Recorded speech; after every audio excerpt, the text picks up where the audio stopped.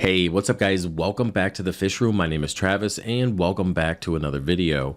Today I'm going to show you guys the bi-weekly coral cutting routine here in the 300-gallon reef. Now, if you've been here for a while, this is something I like to do quite often. Now, if you've been here since the original overhaul or when I first started the 300-gallon reef, if you guys remember, I was in the tank multiple times a week trying to cut this coral, trying to kind of get everything out so I could save colonies because they were killing each other and the tank was just completely stacked full of coral. Hence the reason why I removed an entire rock structure, giving us a little bit more room for this stuff to grow in later on. Now, with that being said, my primary goal for this routine or coral removal is to not only save the corals from themselves, because eventually they grow into each other. And as you guys know, the strongest coral will always survive. And regardless of the placement on the rock structure, now granted ahead of time, I did put them in places where I knew they would grow into each other and the potential for death was minimum. But with that, there's always going to be a winner and there's always going to be a loser when it comes to the coral battlefield. And with that, if I can get in there and trim them up and keep them from destroying themselves, not only do I save the colony from potential stress,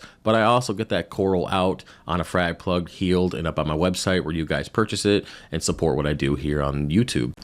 Okay, so when it comes to cutting coral, I like to do it during a water change if I can. Now, like I mentioned before, if I'm doing it multiple times a week, that's not always possible given my bi-weekly water change. But currently, with the amount of coral that's in this reef tank at the moment, it's really not a big deal to just kind of do it during a water change. But I do foresee if the tank continues to grow out, I will be back to my normal multiple times a week. And of course, I'll have to do it outside the water change at that point. Now, the reason why I like to do it during the water change is because I'm already in here stressing out the coral. There's mucus flowing around. Mixing up detritus, just kind of pissing off everything in the tank. And sometimes it's nice just to get in there, do the water change, do the bubble scrubbing, and just kind of allow everything to relax and go back to normal, because it is a stressful process getting in here, cutting the coral. Now, with me, as you guys know, I really am a big fan of the bone cutters. The bone cutters is kind of my go-to tool when it comes to cutting the coral. Not only is it good for kind of like pushing down on montes and breaking off little chunks here and there, but it's also good for getting into the small areas, getting a hold of the branches and breaking them. Now, one thing that I mentioned in previous videos, and I'll mention it again, is that when it comes to cutting the corals, like thicker branched acropora, you don't just want to get in there with the bone cutters and just squeeze and squeeze and squeeze until it breaks, because usually if you do that just straight on without any kind of side pressure, you'll end up shattering and breaking off potentially the entire colony. So one thing I like to do is just get in there, put a little bit of pressure on the acropora itself, and then just give it a little bit of a twist. That twisting motion doesn't shock wave the entire colony, because trust me, I have gone in there and just snip, snip, snip, broke off an entire 10-inch, 15-inch colony and was like, yep, now I got to frag the whole thing, which just defeats the whole purpose of growing it out in the first place. So with that, just getting in there, putting a little bit of pressure on the bone cutters, and then just twist of the wrist.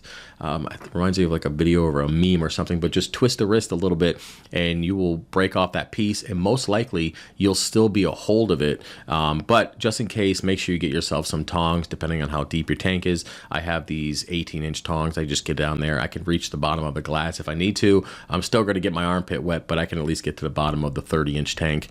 So just keep that in mind.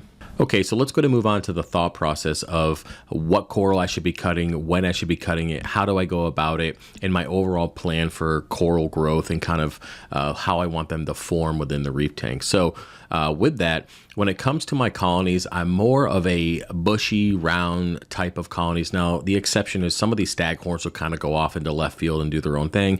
Of course, you can trim them if you want, but it does add some uniqueness to the tank. For me personally, I like to kind of keep everything in their own little spot and area, and then just let them grow upward in that area, trimming kind of just the outside branches that are about to touch another coral or get shaded or just kind of in the way or just not really getting the greatest growth.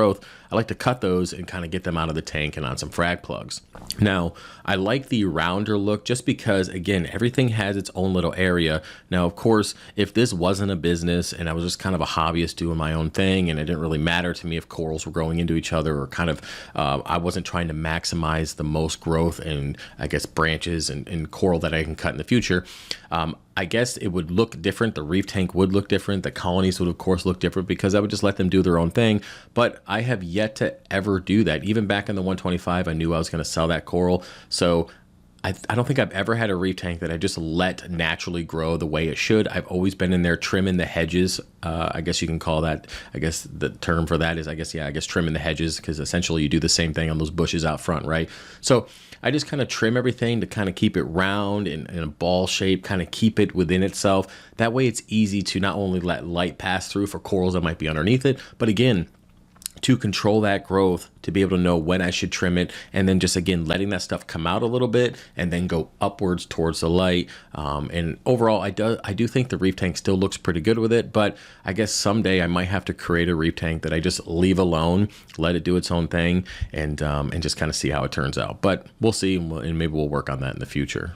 So with all of that being said, it's a pretty easy process for me now that the reef tank is starting to grow out. I just go from each rock structure, I look at the colonies, see what's about to touch the other one, and then I just kind of trim off about a ½ an inch to an inch, throw it on a frag plug, put it in the frag tank, and let it sit for a couple weeks before adding it to the website, or at least updating my inventory for the website. Now, speaking of that, the only other time I'll come in here and cut coral outside of corals about to touch each other, or colonies about to touch each other, is if the inventory is getting a little low. Let's just say I have a popular, like the ATL blue clover is a pretty popular coral selling wise, and I do have a decent sized colony in here. I actually have multiple colonies just because it is so popular.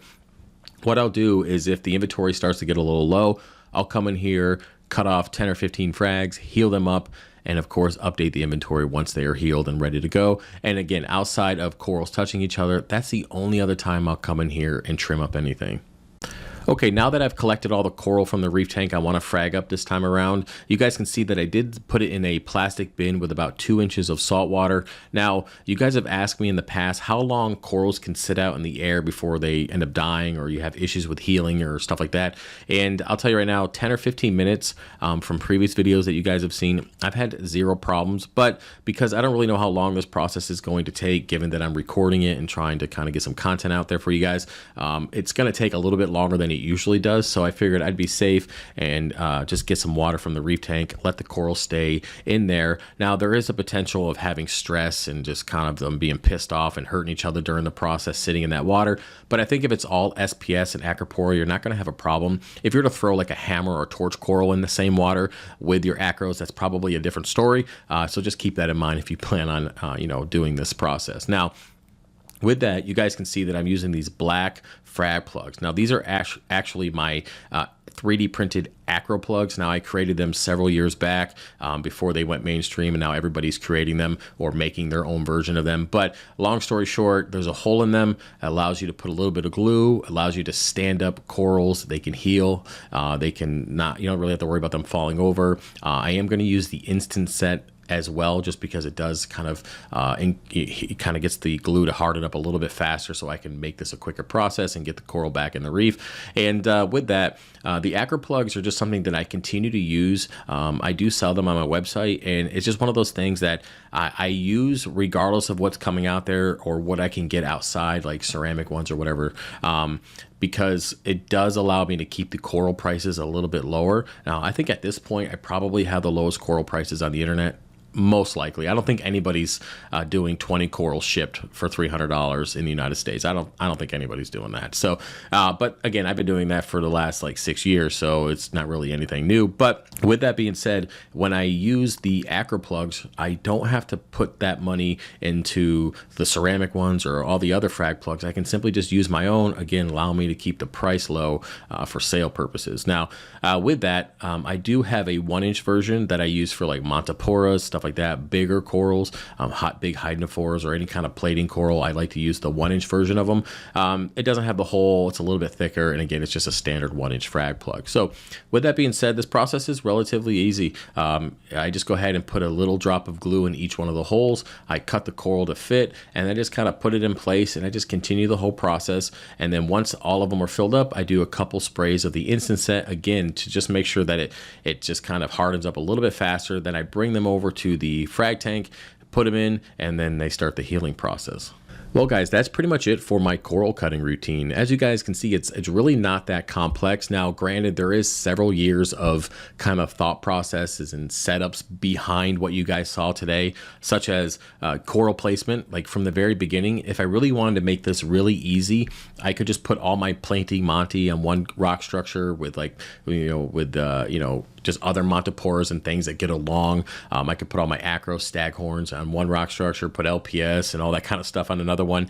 And I would, of course, be able to grow things a little bit easier. I wouldn't have to get in here and trim as much, but the reef tank really wouldn't look that great given that there's just the same corals on each rock structure. So with that, coral placement in the very beginning is important.